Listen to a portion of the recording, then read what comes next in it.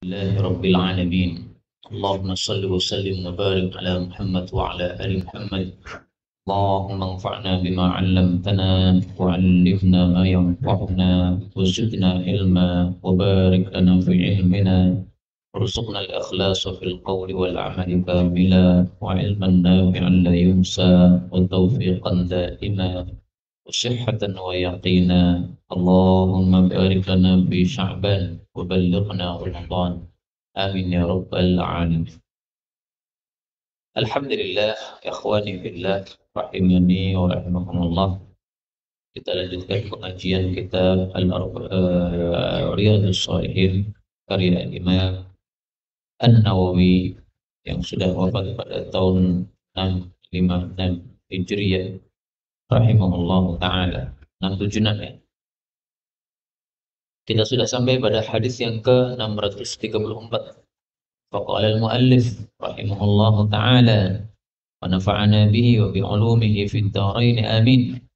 Wa anha, dan dari Aisyah radhiyallahu anha, anna an-nabiyya sallallahu alaihi wasallam qala, innallaha, sesungguhnya Allah, rafiqun, maha lembut, yuhibbu mencintai ar-rifqa, kelembutan, wa yu'ti, dan memberikan, 'ala rifqi, atas kelembutan, ma la yu'ti, apa yang Allah tidak berikan, 'alal unfi, atas kekasaran, wa ma la yu'ti, dan apa-apa yang Allah tidak berikan, 'ala ma siwahu, atas apa yang selain dia.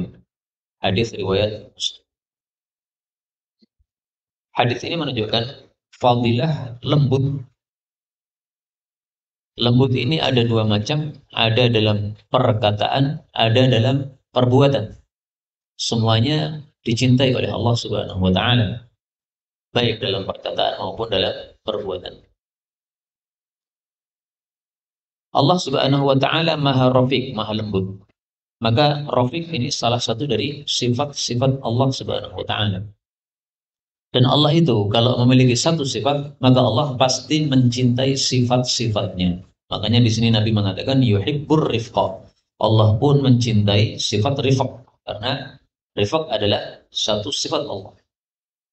Maka siapapun manusia yang menirukan sifat Allah akan dicintai juga oleh Allah Subhanahu wa taala.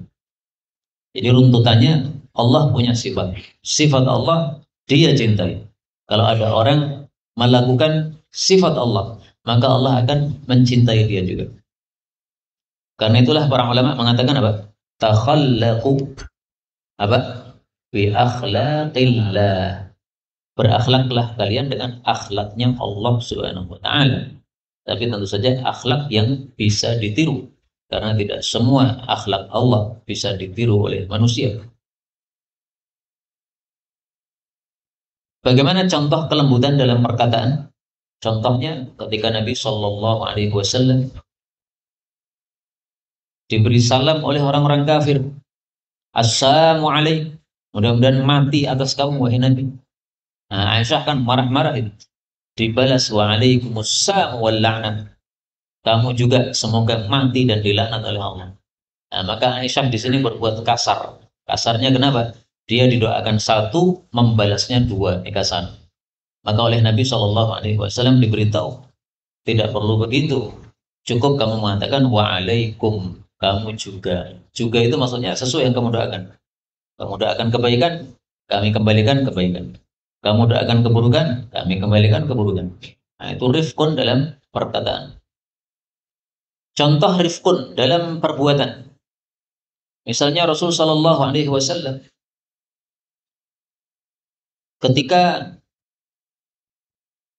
ditarik surban beliau, selendang beliau, oleh seorang Arab Badui, diminta paksa oleh Arab Badui, wahai Muhammad, ini selendang kasihkan kepada saya saja. Karena ditarik akhirnya tergores leher Nabi Sallallahu Alaihi Wasallam. Nah, beliau hanya menoleh kepada Badui tadi, kemudian tersenyum menasihati dia. Kalau saya punya barang tidak akan saya tahan dari engkau, pasti akan saya berikan. Karena saya bukan orang yang pelit. Ini contoh kelembutan dalam perbuatan. Coba kalau Nabi tidak punya sifat lembut, mengetahui bahwa lehernya tergores pasti akan marah-marah. Mungkin akan ditampar itu orang Arab Badu yang tidak adab tadi. Karena meminta barang Nabi SAW, ini sudah tidak adab. Dan memintanya dengan paksa sampai tergores leher beliau, ini juga tidak adab lagi. Tapi oleh Nabi dibalas dengan kelembutan dalam perbuatan. Nabi mengatakan di sini Allah memberikan terhadap kelembutan sesuatu yang tidak diberikan kepada kekasaran. Artinya orang kalau berbuat kasar akan tidak mendapatkan kebaikan-kebaikan yang diberikan oleh Allah kepada orang yang berbuat lembut. Misalnya Nabi Shallallahu Alaihi Wasallam ketika melihat istrinya Aisyah cemburu, akhirnya menampar piring yang dibawa oleh budak itu. Akhirnya piringnya pecah, makanannya tumpah. Nah, Nabi tidak berbuat kasar kepada Aisyah, tapi Nabi berbuat lembut kepada Aisyah. Nabi hanya mengatakan gharat ummukum. Ini ibu kalian sedang cemburu ini. Nah, ini perkataan yang sangat lembut sekali dari Nabi Shallallahu Alaihi Wasallam. Karena kelembutan tersebut, maka Aisyah segera menyadari kesalahannya. Dia langsung mengatakan, ya Rasulullah, saya bertobat kepada Allah dan Rasulnya. Terus apa yang harus saya lakukan ini? Nah, Nabi mengatakan, kamu harus ganti piring dengan piring, makan dengan makan. Maka ini karena kelembutan Nabi, akhirnya Aisyah langsung sadar, ini kebaikan yang dimunculkan sebab kelembutan. Coba kalau Nabi kasar kepada Aisyah, Aisyah pasti berhari-hari mungkin masih marah. Karena apa? Dia mendapatkan kekasaran dari Rasulullah sallallahu alaihi wasallam. Kita lanjutkan hadis 635. Wa anha radhiyallahu anha anna an-nabiyya sallallahu alaihi wasallam qala innar rifqa, sesungguhnya kelembutan, la yakunu, tidaklah ada, fi syai'in, pada sesuatu apapun juga, illa kecuali zanahu, menghiasinya, wala yunza'u, dan tidaklah dicabut, min syai'in, dari sesuatu apapun juga, illa kecuali syanahu, menjelekkannya. Rawahu Muslim, hadis diriwayatkan oleh Imam Muslim. Hadis ini menunjukkan fadilah lembut, bahwasanya apapun kelembutan dalam perkataan maupun dalam perbuatan menyebabkan perbuatan dan perkataan tersebut jadi indah, jadi bagus. Tapi kalau dilakukan kekasaran, maka perbuatan atau perkataan tersebut jadi buruk, jadi jelek. Kita ambil beberapa faedah. Faedah yang pertama, hadis ini diriwayatkan dari Aisyah. Sebelumnya juga dari Aisyah. Sebelumnya lagi juga dari Aisyah. Ini mengingatkan kita bahwa Aisyah termasuk muksirin. Apa itu muksirin? Sahabat yang banyak meriwayatkan hadis dari Nabi Sallallahu Alaihi Wasallam. Batasnya muksir itu harus meriwayatkan berapa hadis? 1000 hadis. Kalau meriwayatkan 1000 lebih, itu muksir. Ada juga sahabat yang mukillin. Mukillin itu sebaliknya, sahabat-sahabat yang sedikit meriwayatkan hadis dari Nabi Sallallahu Alaihi Wasallam. Nah, kita harus ngerti siapa-siapa muksirin, sehingga kita mengetahui fadilah mereka. Yang pertama adalah Abu Hurairah radhiyallahu anhu. Dia meriwayatkan 5000 hadis dari Nabi sallallahu alaihi wasallam, dan ini adalah yang terbanyak. Tidak ada satupun sahabat Nabi yang hadisnya lebih banyak daripada Abu Hurairah. Dan ini wajar karena Abu Hurairah melazimi Nabi dalam kondisi apapun juga. Mau makan, mau ada makan, mau tidak ada makan, selalu mulazamah dengan Nabi sallallahu alaihi wasallam selama 4 tahun berturut-turut. Yang kedua, Aisyah radhiyallahu anha, wajar karena istri Nabi yang tercinta, maka hadisnya paling banyak. Ketiga, Anas bin Malik, wajar karena dia sebagai apa? Pembantu Nabi sallallahu alaihi wasallam. Kemudian Ibnu Umar dan Ibnu Abbas, wajar karena dua-duanya orang yang sangat semangat menuntut ilmu. Ibnu Abbas pernah bermalam di rumah Nabi. Untuk apa? Untuk ngerti bagaimana tahajud Nabi. Padahal masih anak-anak. Ini semangat sekali. Kemudian yang terakhir, Jabir bin Abdullah radhiyallahu anhu. Berarti ada berapa? 6 ya. Siapa tadi? Aisyah, Abu Hurairah, Aisyah, Anas, kemudian Ibnu Abbas, Ibnu Umar, dan Jabir bin Abdullah. Gampang menghafalkannya, gampang. Ada lagi yang menambah satu lagi, Abu Sa'id Al-Khudri, jadi 8, jadi 7 orang, itu para mukfir. Faedah yang kedua, kata-kata syai'in di dalam bahasa Arab itu disebut sebagai a'ammul 'am, kata umum yang paling umum. Jadi tidak ada kata yang lebih umum daripada syai'un. Maka makhluk yang berakal itu bisa disebut syai'un, yang tidak berakal juga syai'un. Bahkan Allah itu juga syai'un. Dalilnya apa?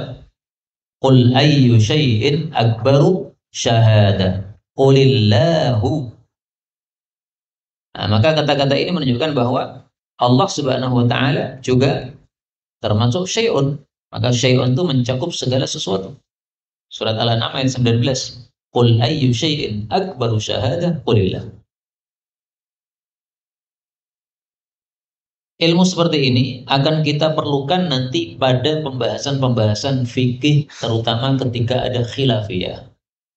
Contoh ya, saya kasih contoh satu aja. Dalam hadis riwayat Imam Muslim tentang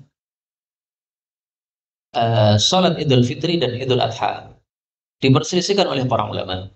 Mazhab Syafi'i menggunakan as-salatu jami'ah untuk seruan salat Idul Fitri Idul Adha. Mazhab Hambali tidak menggunakan. Nah, ternyata kita temukan di dalam Sahih Muslim bahwa Nabi itu salat Id wala iqamata tanpa qamat, wala nidaa tanpa seruan, wala syai'a tanpa sesuatu apapun juga. Berdasarkan kalimat ini berarti lebih kuat mazhab siapa? Mazhab Hambali. Tidak ada as-salatu jami'ah. Karena as-salatu jami'ah termasuk syai'. Adapun nida ini mungkin bisa dimaksudkan seruan azan. Oke lah. Ya, kalau as-salatu jami'ah memang bukan seruan azan. Azan itu kan Allahu Akbar dan seterusnya itu. Tapi begitu kita menemukan kata-kata wala syai'a, tidak ada sesuatu apapun juga, as-salatu jami'ah sudah kena udah. Nah, maka di sini saya cenderung mazhab Hambali yang kita pakai bahwa untuk sholat Id tidak perlu kita menyerukan as-salatu jami'ah karena yang diajarkan oleh Nabi hanya pada sholat gerhana, sholat jami'ah. Kita lanjutkan 636. Wa an Abi Hurairah radhiyallahu anhu qala bala telah kencing A'rabiyun, seorang Arab Badui, fil masjid, di dalam masjid, maksudnya Masjid Nabawi. Faqaman nasu, maka berdirilah para manusia, maksudnya para sahabat, ilaihi, kepadanya, liyaqa'u fihi, supaya mereka memukul terhadapnya atau menghukum terhadapnya. Yang terjemahkan yang apa? Yang sesuai, terserah. Faqala, maka bersabdalah Rasulullah sallallahu alaihi wasallam, da'uhu, biarkan dia, wa ariqu, dan tuangkanlah ala baulihi, pada kencingnya, sajlan, satu ember, min ma'in, dari air. Au qala, atau Nabi mengatakan zanuban, satu ember, min ma'in, dari air. Jadi rawinya ragu-ragu apakah Nabi mengatakan sajlan atau zanuban. Fa innama, maka tiada lain, bu'istum, kalian diutus, muyassirin, sebagai orang-orang yang memudahkan, walam tub'atsu, dan kalian tidak diutus, mu'assirin, orang-orang yang menyulitkan. Hadis diriwayatkan oleh Al-Imam Al-Bukhari. Kata-kata as-sajl bi fathis sinil muhmalah, di fathah sin yang tanpa titik, wa iskanil jim, sukun jim, jimnya disukun. Wa hiya dalwul mumtali'atul ma'an, itu adalah ember yang penuh dengan air. Kadzalika, seperti itu juga adz-dzanubu. Ya, jadi dzanub sama sajl artinya sama, ember yang penuh dengan air. Berarti kata-kata min ma'in ini hanya tambahan saja. Sebenarnya kalau dihapus kata-kata min ma'in sudah mafhum, karena yang disebut sajl itu adalah ember yang isinya air penuh. Kalau ember kosong nggak disebut sajl, disebut apa? Dalwun, ya. Nah, maka ember itu kalau kosong sama penuh, orang Arab mengasih nama beda. Ini kekayaan bahasa Arab, ya. Bahasa Arab bahasa yang kaya. Kalau orang Indonesia nyebutnya ember, mau kosong mau isi ya ember, nggak berubah. Ya. Orang Arab disebut sajlun sama dalwun. Hadis ini contoh bagaimana lembutnya Rasulullah Sallallahu Alaihi Wasallam dalam mengajari orang bodoh. Orang bodoh itu kan nggak perlu dimarahi. Orang bodoh itu butuhnya apa? Diajari. Nah, maka Nabi mengajari. Ini orang Arab Badui, nggak pernah lihat masjid. Melihat masjid dikira tempat biasa. Dia ngotor kencing di sudut masjid. Ya wajar lah orang nggak pernah paham masjid. Maka ketika mau dinahi mungkari oleh para sahabat, kata Nabi, da'u, biarkan dia. Maksudnya biarkan gimana? Biarkan lanjutkan kencingnya. Dari sini kita ambil pelajaran bahwasanya nahi mungkar itu ada syaratnya. Para sahabat bagus sebenarnya, pengen nahi mungkar, tapi tidak memenuhi syarat nahi mungkarnya. Nah, syarat nahi mungkar ada tiga. Yang pertama, kalau kamu ingin melakukan nahi mungkar, kamu harus paham hukum. Karena bisa saja kamu mengira itu kemungkaran, padahal bukan kemungkaran. Dia melakukan satu kebenaran, tapi karena sedikitnya ilmu kamu, kamu anggap itu kemungkaran. Nah, berarti kamu salah dalam mengingkari sesuatu yang kamu anggap kemungkaran. Syarat yang kedua, kita harus tahu betul bahwa orang tersebut betul-betul melakukan kemungkaran. Kalau hanya isu-isu saja, maka tidak boleh kita nahi mungkar. Tabayun dulu sebelum nahi mungkar. Seperti ketika Aisyah diisukan berzina. Apakah Nabi mengatakan, hei Aisyah, jangan zina, zina haram. Gak pernah ada hadis kayak begitu. Tabayun dulu, wahai Aisyah, benar tidak kamu melakukan zina seperti isu yang ada.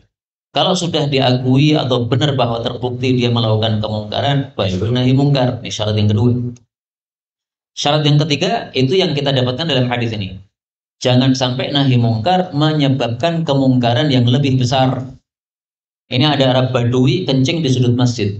Kalau langsung dinahi mungkari, dia pasti akan pergi sambil berceceran itu kencingnya di mana-mana. Nah, ini berarti kemungkaran lebih besar.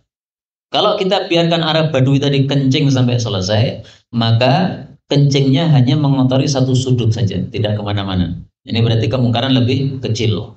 Maka tidak boleh mengingkari kemungkaran apabila memunculkan kemungkaran yang lebih besar. Ibnu Taimiyah dulu ketika melihat orang-orang Tatar yang mereka sibuk mabuk-mabuk mereka, tapi Tatarnya sudah pada masuk Islam ya. Nah, ketika mereka sibuk mabuk-mabuk, oleh Ibnu Taimiyah dibiarkan, biarkan aja mabuk. Maka murid-muridnya heran, wahai Ibnu Taimiyah, ada orang main catur, kamu ambil caturnya, kamu balik. Kamu marah kepada orang-orang yang main catur. Tapi ada orang mabuk-mabuk malah dibiarkan. Gimana ini? Mana lebih haram, catur atau mabuk? Maka beliau katakan, biarkan mereka mabuk. Karena kalau mereka tidak mabuk, mereka membunuh umat Islam. Nah, kalau kita melakukan nahi mungkar, jangan mabuk. Dia tidak mabuk, malah membunuh umat Islam. Mana lebih besar, dahsyat apa? Mana lebih berat apa dosanya? Membunuh atau mabuk? Tentu saja membunuh lebih besar. Karena mabuk untuk dirinya sendiri, adapun membunuh orang lain. Dan dari sini kita ambil pelajaran juga bahwa la dharara wala dirara. Tidak boleh berbuat madarat dan tidak boleh saling memadharati. Hadis riwayat Ibnu Majah sahih. Dari mana kita ambil pelajarannya? Dari sabda Nabi ini, da'uhu, biarkan dia kencing. Karena kalau orang kondisi kencing, tengah-tengah kencing belum selesai, tiba-tiba dimarahi, dia pergi dari tempatnya, kondisi menahan kencing, itu bisa memadharati dirinya. Dia akan merasa sakit dalam tubuhnya. Karena kencingnya tertahan. Pernah kan mungkin antum mengalami ya, di tengah-tengah kencing tiba-tiba sakit, itu karena ada sesuatu yang tertahan. Nah, maka ini memadharati, tidak boleh seperti itu. Kemudian hadis ini menunjukkan hendaklah kita mengajarkan kepada manusia dengan memudahkan, jangan mempersulit sebagaimana yang diajarkan oleh Rasulullah sallallahu alaihi wasallam. 637. Wa an Anas radhiyallahu anhu 'anil Nabi sallallahu alaihi wasallam qala, yassiru, mudahkanlah, wala tu'assiru, dan jangan mempersulit, wa basyiru, dan berilah kabar gembira, wala tunaffiru, dan janganlah membuat lari. Hadis muttafaqun alaih. Hadis ini kalau saya baca selalu teringat saya dengan guru saya, guru kimia. Namanya Ustadz Farid As-Siddiqi. Beliau adalah masih sepupu saya, tapi sepupu jauh. Ketika saya di pesantren, beliau mengajar kimia, maka kalau ada testing atau ulangan, maka beliau selalu membacakan hadis ini. Yassiru wala tu'assiru. Tenang, pertanyaannya tidak akan ada yang sulit. Nah, maka dibuat pertanyaan-pertanyaan yang mudah, yang kira-kira santri itu bisa menjawab, ya, nilainya bagus. Karena santri jarang bahas masalah kimia, yang dibahas Quran, hadis gitu. Nah, kimia susah, biologi, kemudian apa lagi? Nah, yang macam-macam yang susah-susah itu, nah, kita dipermudah oleh beliau. Kasih pertanyaan-pertanyaan yang gampang. Nah, ini cocok saya kayak begini. Tapi jangan mendalili Ustaz, oke. Ustaz, besok kalau ulangan yassiru wa la tu'assiru. Jangan mendalili gitu. Ini kita untuk terapkan diri kita sendiri. Jangan untuk apa? Mendalili orang lain. Bagaimana contoh yassiru wa la tu'assiru? Ya, contohnya tadi hadis yang sebelumnya tadi. Rasulullah memudahkan. Ini ada orang bodoh nggak paham, ya udah dimudahkan, ya dibiarkan pipisnya selesai dulu, baru kalau sudah selesai kemudian diajari bagaimana adab pada masjid.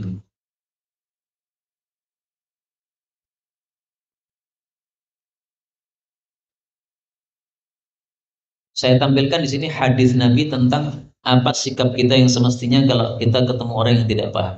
Beliau mengatakan, "Ma'allamtahu." Kenapa kamu tidak mengajari dia? "Idz kana jahilan." Ketika dia bodoh, nggak paham. "Wala at'amtahu." Kenapa kamu tidak kasih makan dia? "Idz kana saghiban." Ketika dia itu kelaparan. Hadis riwayat Abu Dawud sahih. Ini hadisnya bercerita tentang seorang sahabat Nabi yang punya kebun kurma. Kemudian ada maling masuk di kebun kurmanya makan. Maka oleh si pemilik kebun kurma ini dia dipukuli, kemudian ditangkap, dilaporkan kepada Nabi SAW. Nah, maka Nabi menegur dia, "Ma'allamtahu idz kana jahilan." Ini orang nggak paham bahwasanya masuk ke kebun orang harus minta izin. Ya kamu ajari, nggak usah dipukuli begitu. Kemudian dia masuk ke kebun kamu karena kelaparan, dia nggak punya makan, dia terpaksa. Maka jangan dipukuli. Dikasih tahu, kasih makan, selesai. Diberitahu besok lagi kalau mau masuk kebun saya minta izin. Ini adalah kebun milik orang. Mau ngambil minta izin dulu. Kalau kamu lapar saya kasih. Nah inilah kewajiban kita terhadap orang yang bodoh. Sama dengan Arabi tadi, dia nggak paham apa-apa, nggak ngerti kalau masjid itu adalah tempat untuk ibadah. Dia ngertinya pokoknya ya masjid itu sama dengan apa, rumah biasa atau area biasa, sehingga dia kencing. 638. Wa an Jarir bin Abdullah radhiyallahu anhu qala sami'tu Rasulullah sallallahu alaihi wasallam yaqul man siapapun yuhram terhalang ar-rifqa dari perbuatan dari kelembutan yuhram maka dia akan terhalang al khaira kullah kebaikan seluruhnya. Hadis diriwayatkan oleh Muslim. Hadis ini menunjukkan bahwa sikap lembut akan mendatangkan kebaikan-kebaikan yang sangat banyak. Sehingga kalau seseorang tidak bisa bersikap lembut atau berkata lembut, maka kebaikan-kebaikan yang semestinya dia dapatkan menjadi tidak dia dapatkan. Contoh, antum kalau terkenal orangnya lembut, nanti ketika sudah lulus dari pesantren, melamar akhwat sudah langsung diterima.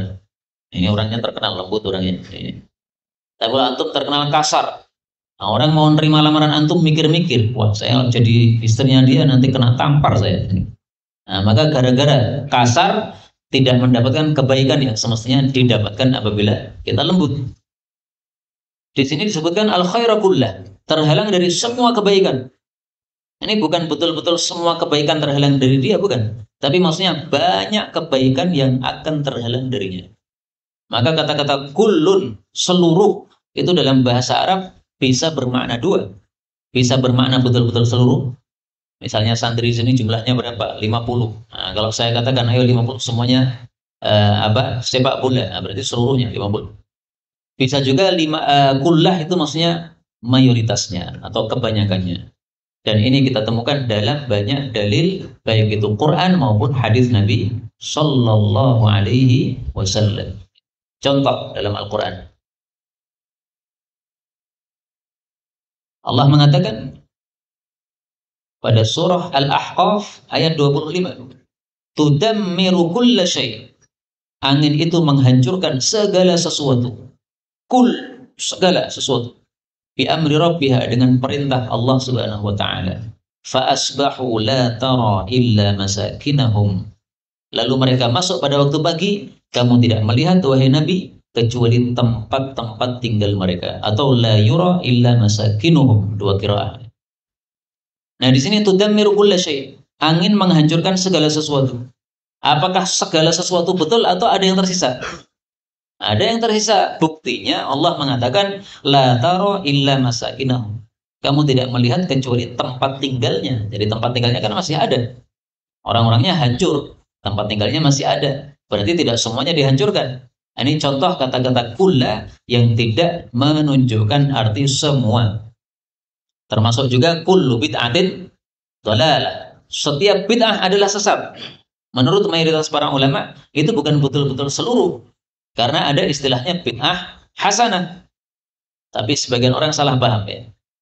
Perkara yang bid'ah yang sesat dianggap sebagai bid'ah hasan. Bukan seperti itu. Contoh bid'ah hasanah misalnya pesantren ini bid'ah hasanah.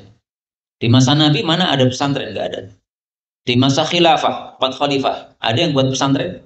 Enggak ada, sama sekali enggak ada. Pengajian di masjid-masjid, enggak ada pesantren kayak gini, enggak ada. Maka ini termasuk bid'ah, tapi bid'ah yang hasanah. Kenapa? Karena sesuai dengan syariat Nabi SAW. Talabul ilmi faridatun ala kulli muslim. Ini termasuk mencari ilmu buat pesantren dan sebagainya, enggak ada masalah.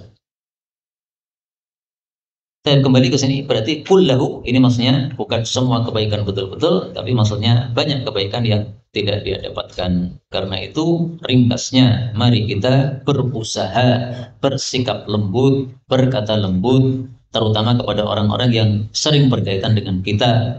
Misalnya suami kepada istri, ya, bapak kepada anak, anak kepada bapak. Karena orang-orang yang paling dekat dengan kita itulah yang paling berhak untuk mendapatkan sikap yang baik dari kita. Seringkali orang berbuatnya kebalik. Kepada orang lain, ibunya orang lain, dia malah bisa lembut. Tapi kepada ibunya sendiri, nggak lembut. Ini kebalik. Antum sekarang santri, sudah lama nggak berjumpa dengan ibu. Nah, nanti ketika liburan, ketemu dengan ibu, harus lebih baik daripada sebelumnya. Harus ibumu mengatakan, ini anaknya sekarang sudah berubah ini. Dulu nggak lembut, sekarang lembut. Nah, mestinya begitu penerapan terhadap hadis-hadis yang kita pelajari.